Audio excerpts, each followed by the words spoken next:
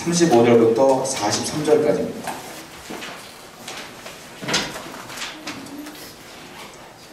마가복음 5장 35절부터 43절까지의 말씀을 우리 함께 교독하도록 하겠습니다. 마가복음 5장 35절부터 43절까지예요. 우리 함께 교독할게요. 아직 예수께서 말씀하실 때에 회당장의 집에서 사람들이 와서 회당장에게 이르되 당신의 딸이 죽었나이다. 어찌하여 선생을 더 괴롭게 하나이까? 예수께서 그가 말을 들으시고 너희를 자시기에 들어가지 말기만 하라 하시고 베드로와 야고보의 형제 요한 외에 아무도 따라옴을 허락하지 아니하시고 회당장의 집에 함께 가서 모든 것과 사람들이 울며 심히 통곡하는 것이고 들어가서 그들에게 이르시되 너희가 어찌하여 떠들며 우느냐? 이 아이가 죽은 것이 아니라 잔다 하시니 그들이 비웃더라. 예수께서 그들을 하나 보내신 후에 아이의 부모와 또 자기와 함께 앉아서 들으시고 아이는 이제 들어가사 그 아이의 손을 잡고 이르시되 달리다 굼 하시니 번역하면 곧 내가 네게 말하노니 소녀야 일어나라 하심이라. 소녀가 일어나서 걸으니 나이가 10살이라. 사람들에게 크게 놀라고 같이 읽을게요. 예수께서 이 일을 아무도 알지 못하게 하라고 그들을 많이 경계하시고 이에 소녀에게 먹을 것을 주라 하시니라. 네, 기도합니다. 그러나신 하나님 아버지 감사합니다. 오늘 주일을 맞이하여 함께 예배합니다. 예배하는 백성들 가운데에 오늘 귀한 말씀처럼 기적이 나타나게 하시고 잃어버린 영혼들, 잃어버린 생명들, 회복해야 될 영혼들이 회복하고 일어나는 역사가 나타날 수 있도록 인도하여 주시옵소서. 이 성전을 하나님의 성령으로 가득 채워주시사 말씀을 전하는 자나 듣는 자가 은혜 받고 하나님께 결단하는 시간 될 수 있도록 하나님께서 역사하여 주시옵소서. 감사합니다. 이 모든 말씀 예수님의 이름으로 기도드렸사옵나이다. 아멘. 너무도 유명한 말씀입니다. 한 소녀가 죽었고요. 그 소녀를 예수님께서 단 한마디로 살려냈죠. 달리다 굼 했을 때에 그 소녀가 일어나는 사건, 너무도 유명한 사건이에요. 이 사건을 통하여 하나님께서 우리에게 어떤 말씀을 주시는가를 이 시간에 함께 살펴보며 주 앞에 나갔으면 좋겠는데요. 자, 오늘 본문 말씀을 살펴보면 예수님께서 하신 말씀 가운데에 소녀를 일으키실 때 무슨 말 했어요? 달리다 굼 그랬단 말이에요. 자, 달리다 굼은 두 단어예요. 달리다 굼 이렇게 읽는 거거든요. 달리다가 무슨 뜻이냐면 쉽게 말하면 이런 거예요. 이거 아람어인데 이게 헬라어도 아니고 아람어예요. 아람어는 이스라엘 사람들이 보편적으로 생활 언어로 쓰는 언어라는 말이에요. 달리다가 뭐냐면 이거예요. 부모님이 자기 아이들이 잠을 자고 있을 때 그 다음 스케줄이 있는데 늦잠 잘 경우 깨우잖아요. 야 일어나 그러잖아요. 그런 때 쓰는 거예요. 그러니까는 달리다는 약한, 어린, 연약한, 비천한 이런 뜻이란 말이에요. 그러니까 달리다 굼은 일어나라. 그러니까 약한 자여 일어나라. 어린아이야 일어나라 이런 뜻이에요. 그러니까 보편적으로 쓰는 거예요. 부모님이 애들 깨울 때 달리다 굼 이렇게 말하는 거예요. 이게 특별한 말이 아니에요. 여러분. 그런데 이 말을 듣고 이 아이가 일어나요. 죽었던 아이가 살아난단 말이에요. 자, 이 본문에서 이런 기적들이 나타나는데 과연 이 기적은 이 당시로 끝나는 것이냐? 그렇지 않다는 거예요. 성경은 성경에 나와 있는 모든 것은 현재도 일어날 수 있다. 이것을 믿는 것이 우리 믿음이에요. 여러분 믿으시기 바랍니다. 우리 아멘 훈련하는 말씀 드리겠어요. 아멘 해보세요. 아멘. 여러분이 성경에 나와 있는 모든 것들은 지금도 일어날 수 있습니다. 할렐루야. 그 사실을 믿고 시작하는 거예요. 그러니까 이 아이가 죽은 아이가 살아났다는 것은 우리에게도 이런 기적이 일어날 수 있다는 거예요. 영적으로 많이 쓰러진 자, 힘겨운 자 일어날 수 있다는 거예요. 그 믿음을 가지고 성경을 한번 살펴보려고 해요. 자, 우리 22절과 23절을 같이 다시 한번 읽어볼게요. 좀 앞쪽으로 갑니다. 여기 본문에 나와 있잖아요. 성경을 좀 보셔야 돼요. 5장 22절과 23절입니다. 다 같이 한번 읽어볼게요. 시작. 회당장 중에 하나인 야이로를 하는 이가 와서 예수를 보고 발 아래 엎드려 간곡히 구하여 이르되 내 어린 딸이 죽게 되었사오니 오셔서 그 위에 손을 얹으사 그로 구원을 받아 살게 하소서 하거늘. 오늘 본문은 사실 35절을 읽었는데요. 이 회당장 야이로의 사건은 35절부터 시작된 게 아니에요. 사실은 언제부터? 지금 읽은 이 본문 22절부터 시작된 거예요. 22절에 보면 야이로가 가서 예수님께 청혼을 하고 부탁을 해요. 내 딸이 방금 죽겠사오니 아직 이때는 죽진 않았어요. 죽을 병이에요. 지금 위독해요. 오셔서 살려 살려주십시오라고 했을 때에 이 중간에 어떤 사건이 벌어지냐면 함께 가던 중에 혈루증을 앓던 여인이 예수의 옷자루를 만지는 사건이 나와요. 지난주에 우리를 살펴봤단 말이에요. 그리고 오늘은 이제 그 집에 도착해서 이 아이가 살아난 장면이에요. 자, 22절 말씀 보면요. 회당장 중에 하나인 야이로라 하는 이가 왔어요. 그리고 예수를 보고 발 아래 엎드렸어요. 자, 이거 그냥 넘어갈 문제 아니에요. 왜냐하면 회당장 중에 한 사람인 야이로예요. 회당장이라는 것은 회당에서 가장 높은 위치에 있는 분이란 말입니다.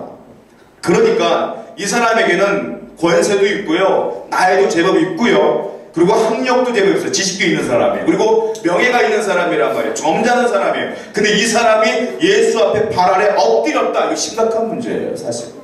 자, 여러분, 회당 그럼 뭐라고 생각하십니까? 회당은 흔히 말할 때 교회 같은 곳이라고 생각할 수 있어요. 맞습니다. 교회의 역할을 하는 것이 회당입니다. 그런데 교회 역할뿐만이 아니고 다른 역할들도 있어요. 그게 뭐냐? 회당은 생활과 굉장히 밀접합니다. 회당은요, 학교의 역할도 감당합니다. 학교 역할. 애들이 거기서 공부를 해요. 그리고 또 다른 역할이 있는데요. 여기가 바로 재판서 같은 역할을 회당에서 합니다. 문제가 발생되었을 때 회당으로 찾아 재판을 열어요. 그러면 회당장이 재판관 역할도 했어요. 그러니까 회당장이라고 하는 사람은 굉장한 사람이에요. 종교적 지도자이기도 할 뿐 아니라 재판관의 역할도 감당하는 사람이고 그 지역에서는 그래도 명망 있는 사람이란 말이에요. 자, 그런 회당장 야이로가 예수님을 보고 발 아래 엎드렸다. 이거 심각한 겁니다. 굉장한 거예요. 굉장한 사건이에요. 왜냐하면 예수님은 그 당시 나이가 몇 살이었느냐면 예수님의 공생의 시작 나이가 30세입니다. 돌아가셨을 때 나이가 33세예요. 굉장히 젊은 거예요. 여러분들 지금 30세 생각해봐요. 얼마나 어립니까? 근데 그 어린 예수에게 이 회당장이라는 사람이 엎드린 거예요. 거기다가 그뿐만이 아니라 예수님은 그 당시에 어떤 사람은 따르고 제자로 따르고 뭐 위대한 메시아라고 얘기했지만 그 당시 지도자급이었던 사람들, 서기관, 대제사장, 바리새인, 회당장, 이 사람들은 예수님을 어떻게 평가했냐면 이단, 그리고 우리의 율법을 무시하는 자, 파괴하는 자, 사람들, 백성들이 현혹시키는 자, 미혹시키는 자, 이렇게 바라봤단 말입니다. 그 예수님께 이 회당장 야이로가 엎드렸다. 완전히 엎드렸다는 거예요. 종처럼 엎드렸다는 거예요. 왜 그럴까요? 왜 이런 일이 벌어졌을까요? 그 문제는 딱 하나예요. 뭐냐? 회당장 야이로에게는 어쩔 수 없는 심각한 문제가 있기 때문에, 문제가 있기 때문에 회당장 야이로가 예수님을 보고 지푸라기로 잡은 심정으로 엎드린 거예요. 자, 우리는 흔히 문제와 고통과 어려움들을 보면 절망하고 낙담하며 왜 하나님 나에게 이런 일들을 하고 하나님을 향해 원망할 때가 많습니다. 그런데요, 때로는요, 이 문제가 나를 살리는 경우가 있어요. 문제가 심각한 게 아니라 문제 때문에 내가 주님께 겸손해지고요, 문제 때문에 내가 주를 찾고요, 문제 때문에 내가 기도합니다. 그래서 청교도들이 이렇게 말했어요. 문제는, 고통은, 절망은 변장된 축복이다라고 했어요. 그만큼 문제는 나를 죽일 것 같고 힘들겠지만 그 문제로 내가 주님께 더 가까이 가고 기도하고 의지할 수밖에 없다라고 그 사람들은 생각했다는 거예요. 자, 23절을 보면요, 엎드리는 것뿐만이 아니고 어떤 사건이 벌어지냐면 간곡히 구하여 이르되 내 어린 딸이 죽게 되었사오니 오셔서 그 위에 손을 얹으사 그로 구원을 받아 살게 하소서 그랬어요. 간곡히 구하여? 간곡히 구하는 게 뭡니까, 여러분? 간곡히 구하는 게 뭐예요? 소리 지르는 거예요. 엉엉 울면 소리 지르는 거예요. 지금 회당장 야이로가 엎드린 것뿐만이 아니고 주 예수께 소리 지르며 울며 부탁하고 있는 거예요. 그 사람에게는 지금 체면이고 뭐가 아무것도 없는 거예요. 그냥 이 문제를 해결하기 위해서 내 딸을 살리기 위하여 주 앞에 무릎을 꿇은 거예요. 부모에게 가장 힘든 일이 있다면 내가 아픈 게 아니라 자녀가 아픈 거예요, 사실. 우리 예린이가 예전에 태어나서 얼마 안 됐을 때 폐렴이 걸려갖고 병원에 입원해도 있거든요.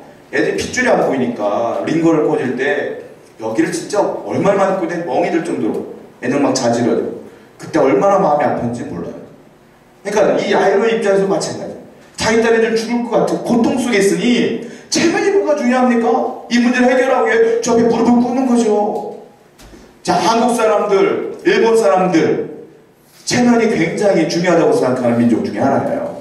제가 예전에 목회했던 부목사를 목회했던 교회에 우리 교단에 일본 교회 목사님들이 딱 방문을 오셨어요. 그래서 이제 한국 교회에 그나마 큰 교회들을, 서울에 있는 큰 교회들을 한 명씩 돌아가서 방문하시고 판방하시고 오셨더라고요. 근데 우리 교회 오셨어요. 오셨는데 뭐 일본인이니까 우리가 대화가 안 되니까 서로 만드는 영어로 막 써가면서 서로 대화를 해서 커피 마시면서 이런저런 얘기를 하다가 이런 질문을 한 적이 있어요. 왜 일본은 복음화가 안 됩니까? 우리보다 복음이 들어온 지가 오래됐는데 왜 안 됩니까? 그때 그분이 하신 말씀이 뭐라고 하셨냐면, 우리 일본인들은요 남에게 피해를 주는 걸 죽기보다 싫어합니다 그러더라고요. 우리는 그러니까 한마디로 체면 차리는 거예요. 그러니까 남에게 피해를 주면 안 돼. 그 중에 하나가 뭐냐? 그 사람은 종교가 있어. 그 사람은 무교야. 근데 그 사람을 찾아가서 예수님을 전하는 것 자체가 피해를 준다고 생각한대요. 일본 사람들. 그렇기 때문에 이 전도를 안 한대요. 할 수가 없고 민망하고 창피하고 죄송스러워서 복음을 전도하지 못한다고 하더라고요. 이야, 그래서 그렇구나라는 생각이 들었어요. 대한민국은 안 그렇습니까? 우리 체면 굉장히 많이 차립니다. 면자가 얼굴 면자잖아요. 우리 하나 쓰는 말 가운데 이런 얘기 많아요. 야, 내 얼굴 좀 봐서 좀 잘해. 이게 체면이에요. 또 아이고 면목 없습니다. 낯을 들 수가 없네요. 전부 다 얼굴 체면 얘기거든요. 이거 전부 다. 여러분들, 우리가 은혜 받을 때 가장 방해거리가 뭔지 아십니까? 체면입니다. 내가 하나님 앞에 나갈 때 가장 문제가 되는 게 뭔지 알아요? 체면이에요. 내가 처음 은혜 받을 때 내 친구가 있었어요. 그 친구가 방언을 했는데 방언을 막어. 지가 안 해. 내가 나중에 물어봤어요. 야, 방언이 온 것 같아. 너 왜 안 하니? 창피해서. 나 이상한 사람 보일까 봐. 결국 그 친구 끝까지 방언 못했어요. 이런 거예요. 아, 우리도 체면 없나? 여러분, 하나님의 은혜는요 체면 차리는 사람, 점잖게 있는 사람 은혜 받는 거 아니에요. 다 내려놓은 사람이 은혜 받는 거예요. 내가 문제가 있으면 하나님께 눈물로 콧물로 기도할 수 있는 사람이 하나님의 은혜를 받는 거지. 내가 점잖다고 가만히 침묵으로 기도한다고요? 침묵 기도하는 건 고수하는 겁니다, 여러분. 그걸 아셔야 돼요. 침묵 기도는요 부르짖다가 어느 순간 성령이 임재하여, 임재가 하나님 말씀하시는 게 들릴 때가 있어요. 마음속에 깨달음이 와요. 그때 듣는 거예요. 그게 침묵 기도예요. 그 침묵 기도까지 들어가기까지 얼마나 했는데 그냥 가만히 있다고요? 잡생각 만듭니다. 기도 안 되는 거예요. 그 체면을 다 몰아내고 하나님께 눈물로 콧물로 기도할 수 있는 사람, 문제가 있는 사람이라는 거예요. 문제가 없으면 절대 그럴 수 없어요, 우리. 그러니까 여러분들에게 문제는 어쩌면 변장된 축복인 것을 아시라는 거예요. 그래야지 내가 기도할 수 있지 않겠습니까? 대표적인 사람이 누구냐? 성경에 나가는 사람 가운데 삭개오입니다. 여러분, 삭개오가요 예수님 만나는 장면 기억하시죠? 뽕나무에 올라갔다 그랬잖아요. 뽕나무 그러면 여러분들이 우리나라에서 본 뽕나무를 생각할 것 같아요. 누에고치가 먹는 뽕잎, 그거 아닙니다, 여러분. 중동지방에서 말한 그 뽕나무는 뭐냐면 돌무화과 나무예요. 이거는 굉장히 거대한 나무고요. 잎이 무성해서 나뭇가지에 누가 앉아있잖아요. 사람이 안 보여요. 그 정도로 거대한 나무고요. 이 나무는 그 가구를 사용할 때, 가구를 만들 때 쓰는 나무예요. 좋은 나무예요. 그리고 그 미라 있죠, 미라 만들 때 쓰는 관, 그 관을 이 돌무화과 나무로 만든단 말입니다. 그 사람들이 그래요. 한 3000년까지 갈 수 있는 나무다 하고 할 정도로, 그러니까 관을 만드는 거예요. 좋은 나무예요. 튼튼한 나무예요. 자, 그 나무 위로 이 삭개오가 올라가는데요. 사람들이 많으니까 예수님 보려고 올라가는데요. 삭개오는 알다시피 세리장입니다. 세리장이에요. 세리는 민족의 적이에요. 이스라엘 사람들이 그렇게 미워할 수가 없어요. 창녀와 똑같은 삶이라고 취급했단 말이에요. 근데 그 중에 장이야. 세리장이 뽕나무 위로, 무화과 나무 위로 올라가요. 올라가는데, 자 보세요. 적당히 기름진 얼굴을 가지셨을 거예요. 왜냐하면 잘 먹었거든. 그리고 키가 작아.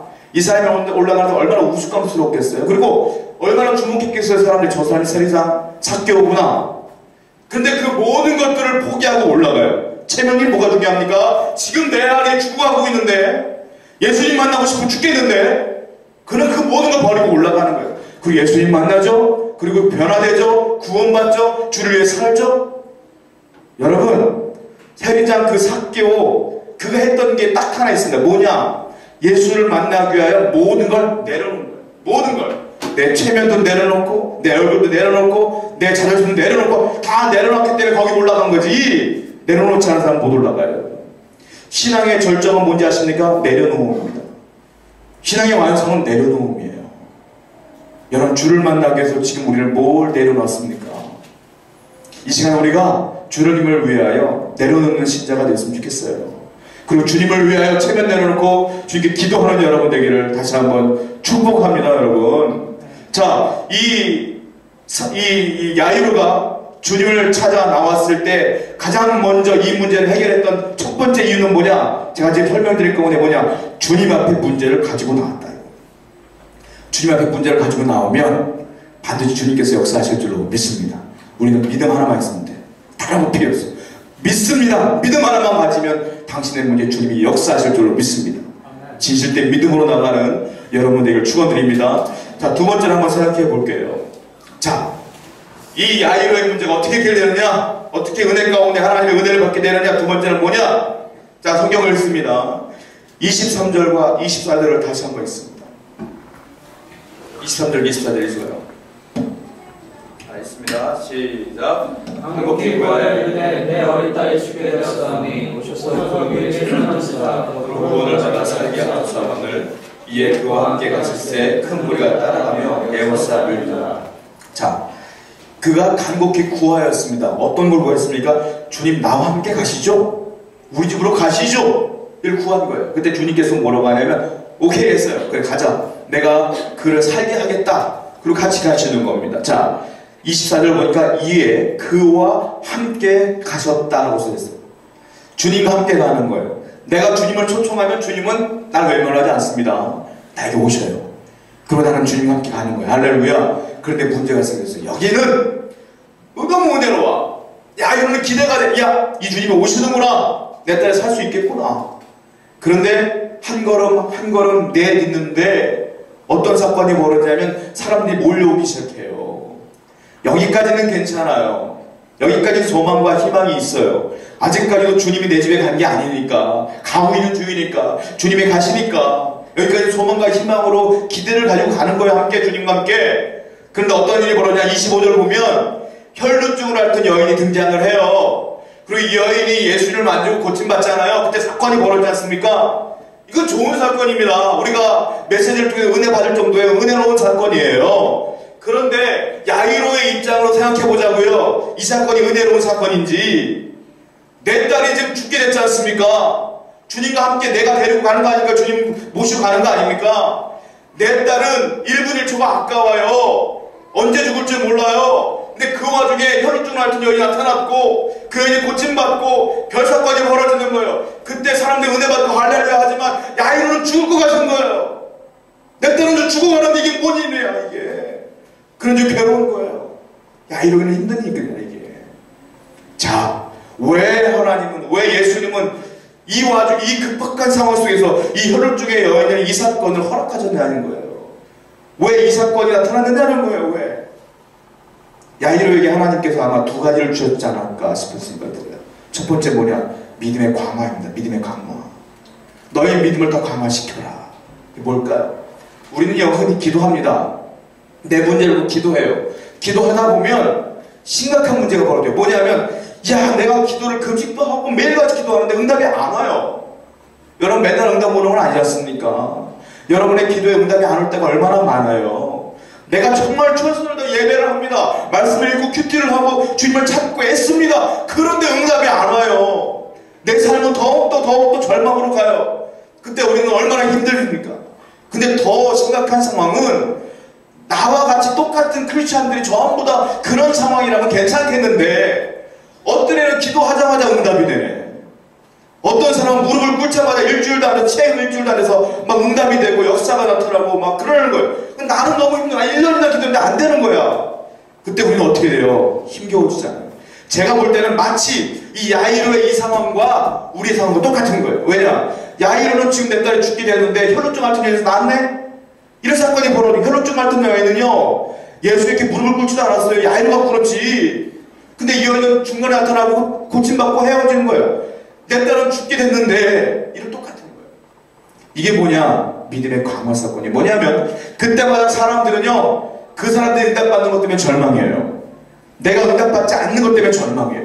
저 사람이 잘 되는 것 때문에 절망해요. 나는 왜 그렇지? 나는 왜 그렇지? 하고 절망해요. 그게 아니에요. 주님이 원하시는 건 뭔지 아세요? 그럴 때마다 긍정적인 믿음의 마인드를 회복하길 원하는 게 뭐냐? 아, 저 친구도 응답 받았구나. 나에게도 응답이 올 줄로 믿습니다. 아, 내가 비록 1년, 2년 응답이 안 됐지만 쟤는 응답 됐네? 반드시 나에게도 응답이 올 줄 믿습니다. 이걸 믿으라는 거예요. 이게 믿음의 감화 사건인 거예요. 하나님께 믿는 믿음으로 나가는 자는 기간의 차이는 있을지라도 전부 다 응답은 될 줄로 믿습니다. 이걸 믿고 나가는 거예요. 예수님은 이 사건을, 이 아이를 고치기 이전에 이 야이로의 믿음을 더 강화시키길 원했던 거라는 거예요. 더 두 번째가 있어요. 뭐냐? 이 야이로의 믿음을 테스트한 거예요. 만약에 이런 사건이 벌어질 때 야이로가 신경질 내며 왜 안 오십니까 예수님? 뭐 하시는 거예요? 빨리 가셔야죠. 그리고 포기하고 자기 혼자 갔더라면 주님의 기적과 놀라운 은혜는 없었을 겁니다. 야이로는 포기하지 않습니다. 여러분, 사복음서 중에 누가복음이라는 서론의 특징이 있는데요. 누가복음은 뭐냐면 기도의 교훈으로 쭉 써나가는 것이 누가복음이에요. 누가복음을 보면 기도에 관한 이야기가 굉장히 많습니다. 응답에 관한 얘기도 굉장히 많습니다.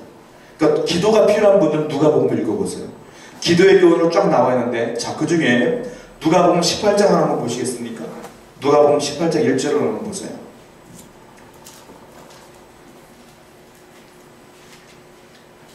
자, 18장 1절 한번 읽어보세요. 누가복음 18장 1절. 읽어보세요. 시작. 예수께서 그들에게 항상 기도하고 낙심하지 말아야 할 것을 비유로 말씀하여 2절까지 읽어보세요. 시작. 이르시되 어떤 것이 하나님을 두려워하지 않고 사람을 무시하는 한 재판장이 있는데. 자, 기도하고 낭망치 말아야 될 것을, 제가 그거 맞나요? 제가 성경을 잘 안 찾아놨는데. 누가복음 18장이요. 18장 1절. 18장 1절 제가 찾아볼게요. 18장 1절 보면 예수께서 그들에게 항상 기도하고 낙심하지 말아야 할 것을 비유로 말씀하여 이렇게 했죠. 기도하고 낙심하지 말아야 할 것을 비유하면서 나온 이야기가 뭐냐면, 그 이후에 과부가 있었는데 억울한 거예요. 근데 이 재판관을 찾아가죠. 재판관을 찾아가서 구하죠. 좀 도와달라고. 근데 재판관이 거부합니다. 근데 번거롭게 계속 찾아갑니다. 그때 재판관이 뭐라고 그래요? 이 과부가 나를 번거롭게 하니까 내가 그 원한을 풀어주리라. 그러면서 그 원한을 풀어주는 사건 비유를 얘기하시는 거예요. 예수님께서 지금 말씀하시는 건 뭐냐면, 주제가 뭐냐면 기도하고 낙심하지 말아라, 이 말이에요. 한마디로 말해서. 자, 여러분, 이게 무슨 말이냐면요, 주님께서 야이로를 테스트한 이유가 뭐냐면, 네가 믿고 나를 데리고 가지 않느냐, 함께 가고 있지 않느냐. 자, 기도하고 네가 간절하지만 지금 이루어지지 않는다고 낙심하지 말아라, 이거예요. 믿음으로 계속 구하고 믿음으로 계속 나가라, 이거예요. 성경에 보면 구하라 주실 것이요, 찾으라 찾을 것이요, 문을 두드리라 그러면 열릴 것이라. 기억하시죠? 이 말씀. 이 말씀 원본의 뜻을 제대로 해석하면 이거예요. 계속해서 구하라, 계속해서 찾으라, 계속해서 두드리라, 이 말이에요. 그냥 구하라가 아니에요. 계속해서요. 계속해서 원하시는 건 뭐냐면, 구하는 게 중요한 게 아니라 계속해서 구하기를 원하시는 거예요. 여러분의 기도의 응답이 없습니까? 계속해서 구하셔야 돼요. 아직 끝이 아니에요. 주님이 응답 안 된다고 말할 때 없잖아요. 그것도 응답인데, 응답이 없어요? 계속해서 구하면 반드시 하나님이 역사하실 줄로 믿습니다. 이거를 주님께서는 야이로를 통하여 가르쳐 주길 원한다는 거예요. 자, 야이로는 아직 문제가 해결되지 않아서도 예수님과 계속 걸어야만 하는 거예요. 여러분은 응답이 없어도요, 계속해서 오늘도 주님과 걸어야 하는 거예요. 그러면 하나님께서, 주님께서 때가 되면 놀라운 은혜를 여러분에게 부어주십니다. 자, 세 번째로, 마지막으로 이 야이로에게 주님께서 원하시는 게 있어요. 그리고 야이로의 그 상황 속에서 하나님의 은혜를 부어준 그 놀라운 일들이 벌어져요. 뭐냐? 35절이에요. 마가복음 5장 우리 본문 말씀 35절을 한번 읽어볼게요. 시작. 아직 예수께서 말씀하실 때에 회당장의 집에서 사람들이 와서 회당장에게 이르되 당신의 딸이 죽었나이다. 어찌하여 선생님을 더 괴롭게 하나이까. 자, 그래도요, 예수님이 지체했잖아요. 헬롯 중에 앓던 여인 때문에. 그래도 믿었어요. 야이로는 포기하지 않았어요. 주님과 함께 갔는데 35절 말씀 보니까 자기 집에서 사람들이 왔어요. 그러면서 뭐라고 말하냐면 네 딸은 죽었다. 이제 선생 괴롭히지 말고 돌아가라. 지금 너의 집에선 장례 준비가 한창이다. 네 딸 죽었기 때문에 우는 사람 많다. 끝났다. 자, 이 얘기를 들었을 때 회당장 야이로는 얼마나 절망했겠냐는 거예요. 얼마나 힘들었겠냐는 거예요. 자, 38절과 39절 한번 다시 한번 읽어볼게요. 시작. 회당장의 집에 함께 가서 떠드는 것과 사람들이 울며 심히 통곡함을 보시고 들어가서 그들에게 이르시되 너희가 어찌하여 떠들며 우느냐? 이 아이가 죽은 것이 아니라 잔다 하시니. 혹시 개역 개정 말고 개역 한글판 예전 성경 버전을 보면 38절과 39절 제가 이해하지 못하는 단어로 쓴 적이 있는데 회당장의 집에 함께 가서 헌화하는 것과 같이 했어요. 헌화하는 것. 헌화. 그 헌화가 뭔가 나 굉장히 궁금했거든요, 예전에. 근데 이게 해석이 잘 됐어요. 떠드는 거예요. 시끄럽게 떠드는 거야. 헌화한다는 게. 그리고 혼란스럽고 소란스러운 거야. 그러니까 이 딸이 죽은 거예요. 죽으니까 혼란스러운 거죠, 지금. 그런 장면을 지금 묘사하고 있는 거란 말이에요. 이 아이가 죽었으니까 그 주인의 사람도 우는 사람도 있고 어쩔 줄 몰라 막 떠드는 사람도 있고 혼란스러워하는 장면을 지금 묘사하고 있는 거예요. 그러니까 이 아이는 죽은 거예요. 완전히 죽은 겁니다. 그런데 이 와중에 이 절망스러운 이 와중에 주님께서 뭐라고 하는지 아십니까? 36절 보세요. 마가복음 5장 36절 읽습니다. 시작. 예수께서 그 하는 말을 곁에서 들으시고 회당장에게 이르시되 두려워하지 말고 믿기만 하라 하시고 아멘. 두려워하지 말고 믿기만 하라. 믿기만 하라. 이게요, 원문의 시제를 보면 현재 시제예요. 과거도 아니고 미래도 현재 시제예요. 야, 두려워하지 말고 믿기만 하라. 그리고 명령형이야. 명령하시는 거예요. 야, 네 딸이 죽었다 할지라도 완전히 끝났다 할지라도 너는 그래도 두려워하지 말고 믿기만 해라. 지금 너는 이 말이에요. 여러분, 여러분의 인생은 주님이 끝났다 할 때까지 끝난 게 아니에요. 주님이 놓을 때까지 끝난 게 아니에요. 여러분들은 주님께서 지금도 명령하시는 거예요. 그래, 네 인생 끝나 보이지. 사람들이 말하지. 넌 끝났다고 말하지. 넌 절망이지. 문제가 다 해결 안 됐지. 그래도 두려워하지 말고 믿기만 해라. 지금 당장 이 말이에요. 지금부터 계속 여러분 두려워하지 말고 믿는 믿음을 갖는 회복되는 여러분들에게 다시 한번 축원드립니다. 주님께서 원하시는 거예요. 나사로를 기억하시나요? 나사로가 죽었습니다. 죽은 지 며칠 됐습니까? 나흘 됐습니다.